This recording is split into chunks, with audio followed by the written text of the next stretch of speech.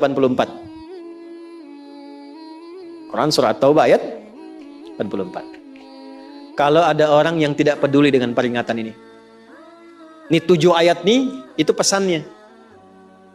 Ini bukan ilmu ta'ati ya, untuk mengingatkan saja. Kadang kita sulit sih, tapi kalau antum ngambil jurusan yang sama, itu insya Allah mendapatkan kenikmatannya. Contoh begini misalnya, kenapa ada ayat di Quran itu jumlah bilangannya sama, serupa dengan lawannya? Malaikat disebutkan 88 kali, setan disebutkan 88 kali. Nah, lawan tugas malaikat itu setan. Malaikat membisikkan kebaikan, setan memprovokasi keburukan. Jumlahnya sama, karena setiap hari pun kita nggak akan bebas dari 2 bisikan itu, baik atau buruk. Nah ini, kenapa ayat pengingat alam kubur dan kehidupan dunia 7 kali? Salah satu pesannya adalah karena kita 7 hari beraktivitas selama hidup di bumi itu. Maka diingatkan setiap hari. Maka setiap hari itu mesti ingat kematian.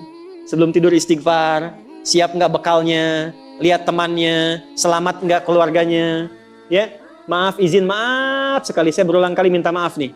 Ya, berulang kali. Ada seorang suami, soleh. Istrinya soleh luar biasa. Satu kali suaminya karena kelelahan, bangunnya agak terlambat. Alhamdulillah. Biasanya jam 3, ini setengah 4 bisa. Itu istrinya bangunkan, sambil bersenandung. Pak, sayang. Cepat bangun, Pak. Perjalanan kita masih panjang. Sedangkan ajal semakin mendekat. Sedangkan para musafir sudah punya banyak bekal di depan kita. Kita mesti nyusul mereka. Bangun, Pak. Itu Masya Allah kalau pakai bahasa Arab indah sekali. Pak, ajal itu mendekat kepada kita. Sedangkan perjalanan masih panjang. Teman-teman kita sudah di depan, bekalnya banyak sekali. Maksudnya apa? Teman-teman kita sudah ada yang hafal Quran, sholatnya nggak putus, malamnya banyak tahajud, puasanya nggak putus, sunnahnya dikerjakan. Kita ini, ya Allah, mau bangun tidur aja susah ya Allah. Mau tahajud aja susah. Sementara ajal datang semakin dekat. Pak, bangun, Pak. Bangun, Pak. Takutnya kita meninggal malam ini. Kita nggak bisa menyusul teman-teman kita yang sudah di depan. Itu istri bangunkan suaminya. Ada lagi yang suami mau kerja dibisikin istrinya. Pak, jangan sampai cari yang haram ya. Papa nggak bawa apa-apapun ke rumah di hari ini. Kami keluarga akan sabar. Mama akan tenangkan pada keluarga supaya sabar. Tapi Pak, kami nggak akan kuat merasakan sedetik pun di neraka jika Papa bawa yang haram ke rumah. Masya Allah. Nah ini disebutkan pengingat itu 7 kali. Di 7 ayat berbeda untuk mengingatkan setiap hari ingat wafat. Setiap hari ingat pulang. Setiap hari kita akan mengalami suasana di alam kubur. Jangan sampai meninggalkan dunia dalam keadaan yang terancam. Kalau masih nggak sadar juga dengan pengingat ini, muncul ayat ke-8. Muncul ayat ke-8. Di At-Taubah ayat 84. Tempatnya pun At-Taubah. Ngajak taubat dulu sebelum diingatkan. Tapi dasar karena nggak pengen taubat juga, maka munculnya ancaman.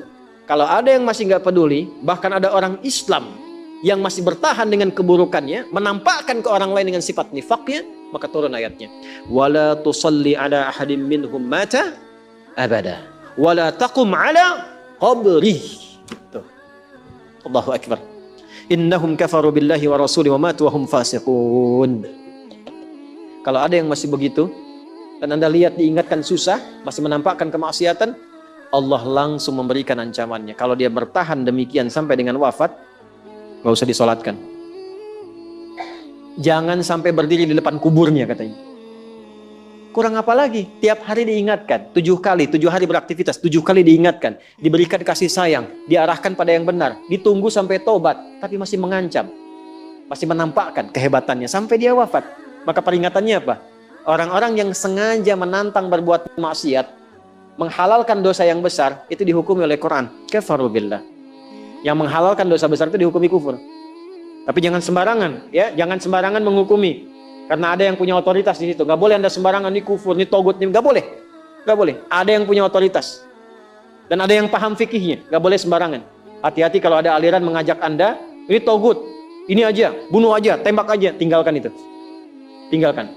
Karena ada yang punya otoritas untuk menentukan klasifikasi mana yang benar, mana yang salah, mana yang ini, mana yang begitu. Jangan sampai terbawa pada aliran demikian. Jelas ya? Baik. Tapi kalau ada yang nekat berbuat maksiat sampai wafat, kata Allah, Nabi pun sampai dilarang. Jadi ini ayat turun tentang Abdullah bin Ubay bin Salul yang hidupnya mengaku muslim tapi banyak sekali menyakiti Nabi. Banyak berbuat maksiat, bahkan merencanakan pembunuhan kepada Nabi. Ditampakkan oleh Allah, begitu Nabi ingin menampakkan sisi kemanusiaan Dengan menyolatkannya turunlah ayat ini. Jangan disolatkan Muhammad. Jangan disolatkan. Biarnya sama teman-temannya. Jadi biasanya orang munafik ketemu munafik lagi. Ketemu munafik lagi. Hati-hati.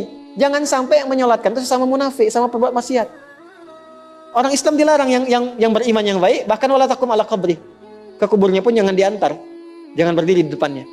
Jangan sampai terancam demikian. Karena itu kalaupun ada yang nampak ciri-cirinya, kita doakan supaya kembali ke jalan yang benar. Kita tunjukkan kebaikan dengan lemah lembut. Supaya dengan itu sadar dan menjadi bagian dari orang-orang beriman yang mendapatkan ridha Allah Subhanahu wa taala. Apalagi kalau itu bagian dari keluarga. Paham? Nah, inilah pelengkap dari bagian yang pertama. Maka secara singkat saya simpulkan, jadikan mulai hari ini semua kegiatan kita fi sabilillah. Suami mendidik istri fi sabilillah. Menyayanginya fi sabilillah. Mohon tatap istri Anda, keluarga Anda sebagai titipan Allah. Dan Anda akan dihisab. Saya tuh kalau pulang malam saya tatap istri anak-anak saya yang sudah tertidur. Sekarang Anda suka tanyakan, ya Allah, gimana saya dihisab ini? Saya khawatir mengajar banyak orang datang, tapi pada keluarga sendiri tidak mendapatkan perhatian sesuai dengan hak. Ya Allah, ketemu lagi enggak gitu. Antum dihisab, kan itu dipasangkan dengan ampun, bukan dengan yang lain. Itu dihisab. Maka perlakukan pasangan sebagai amanah Allah. Lakukan. Demikian juga istri kepada suami, anak-anak. Kemudian bekerja lakukan fi sabilillah. Kalau sudah fi sabilillah nggak mungkin korupsi, nggak mungkin nyogok. Jangan pulang dengan membawa yang haram. Sayangi keluarga. Antum yang belajar nih, yang masih belajar, fi sabilillah. Jangan pernah nyontek. Ya. Jangan malas-malas belajar. Semangat belajar, bangun bangsa, bangun negeri, lakukan sebagai ibadah kepada Allah Subhanahu wa taala. Kalau itu bisa kita kerjakan, maka kalla saya'lamun thumma kalla, kita akan melihat apa yang Allah berikan setelah wafat, dan kita akan diperlihatkan oleh Allah perbedaan dengan orang-orang yang ingkar bersama orang-orang yang yakin dengan itu semua.